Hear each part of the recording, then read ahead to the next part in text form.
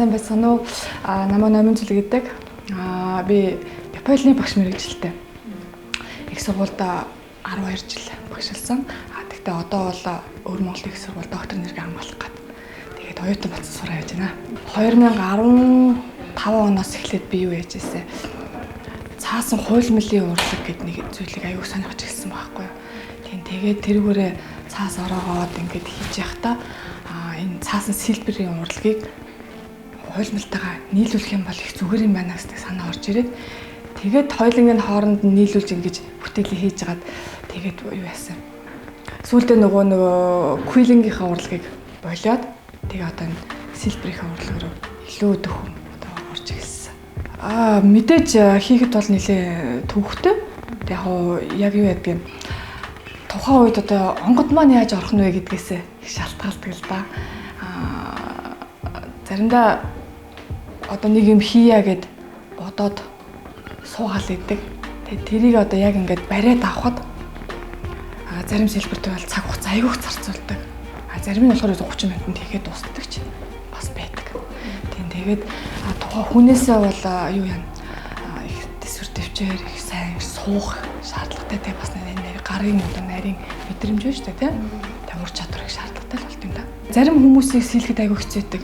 Ялангуяа одоо тухайн хүний нүд хамар уруул одоо зарим нэг мэнгч байдаг юм. Эдгээр нэг эвгүй гарчих юм бол хэцүү байдаг. Тийм болохоор эхлээд нөгөө хүний одоо зураг хөргийг их сайн харна тий.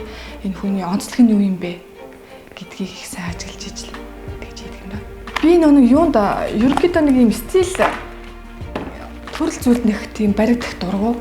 Ерөнхийдөө тухайн үед яг юу хиймээр санагдана уу? Тийм сэтгэлийнхээ хөөрлөөр тэр хийдэг байхгүй юу? Яг хүмүүс харахтаа бол нэлээ их зантай яруугаар тэргээл хийдэг. Тэгээ яг тулаа тарцсан бол би чи их уян зөөлөн. Тэгээд нэлээ холерик темпераментний хүн шүү дээ.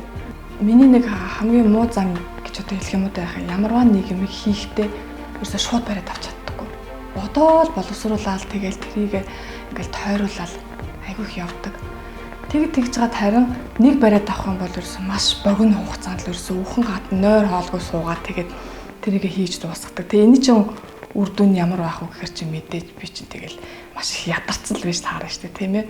Тэгээд энийгээ засаад авчих юм бол яг бас гайгүй байх л гэж боддоо шүү дээ. Мөрөөдөхөд мөнгө төлөхгүй гэдэг шиг ерөөсөө миний хувьд бол мөрөөдөлгүй бол амьдралгүй л гэсэн. Маш их мөрөөддөг. Гэхдээ мөрөөдлөө бол ер нь аль болохоор бодит болгохын төлөө хичээж зүтгэдэг. Тэгээд миний нэг хамгийн хэлэх дуртай үг бас байдгийн. Ам юугаар урсна амьдрал тэр үгээр бялхна гэж би хэлэх айгуу дуртай. Хүн одоо монголчууд гэж ярьдаг шүү дээ. Амны бэлгээс артын бэлэг гэдэг үнтэй адилхан хүн сайн сайхан юмыг ярьж хөөрч тийм ээ сайн сайхан юмыг бодож байхад аас хойчтой бүх юм болно. Энэ цаасан сэлбэр цоолбрын энэ урлаг болохоор Азийн орнуудад их хөгжсөн байгаа. Ялангуяа Хятад, Японд бол маш их хөгжсөн. Одоо Индонезид байна. Тэгээд Европын улсуудад болохоор 16 дугаар зуунаас хойш хөгжсөн гэж үздэг. Одоо энүүгээр хичээлэлдэг, энүүг сонирхдаг маш олон хүмүүс бий болсон байна лээ. Хятад сэлбэрүүд бол ерөөсөө дэлхийд бол нэлээд алдартай. Тэгээ бүр баг ардын одоо урлаг болгоод ингээ хөгжүүлчихсэн байдаг. Бас тэрнээс бас бид нар хаяа бас үзэж сонирхно. Маш сайн сууж сурдаг. Одоо ер нь нэг гэдгэн ч годгонсон тийм ээ суух дургүй хүмүүсийг бол энийг одоо ингээ хийлгээд үнэхээр гоёыг нь мэдрүүлээ, сайхныг нь мэдрүүлээд ингээ суулгах юм бол маш төвчээртэй суудаг болж ирдэг.